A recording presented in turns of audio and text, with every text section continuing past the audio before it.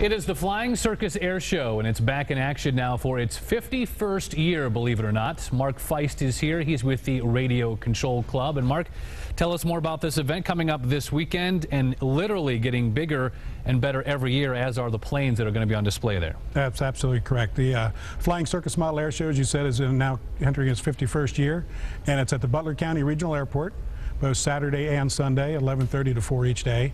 And we will have close to 200 model airplanes flying during the event, and all different types of activities, from jets to aerobatic routines to air racing to World War II reenactments and everything else. These are just jaw-dropping to look at. Even if they were in a museum setting, you'd still be impressed. But the fact that these are actually flown very competitively with a lot of skill out there as well, really something to behold. Yeah, it's a very interesting hobby. I mean, you have to, spend the time to build your models, and then of course learn how to fly them and fly the airplanes. And then we try to demo all the aspects of aviation at the show. Before the show and after the show, we'll have a lot of the flight schools and stuff at the Butler County Airport putting on or flying people, selling flights.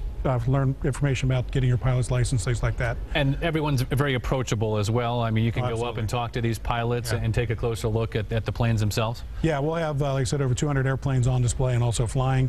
After the show each day, we do open up the flight line and let people come out on the flight line and look at the planes and ask questions. We have, and of course, we have our midway area, which has static displays and concessions and all kinds of things. Let's talk about these. These, as I mentioned, almost look like works of art here. Some of these have to take just a countless number of hours to put together. Yeah. And as we were talking about as well, and have talked about in the past, occasionally they perish. Occasionally they do. Yes. Yeah. In fact, I have a big biplane here, a Stearman. The Red Baron. 1/3 scale Stearman biplane, which has hundreds of hours and thousands of dollars in it. And we have 4 of those, and we fly an aerobatic routine, and we certainly hope we don't touch.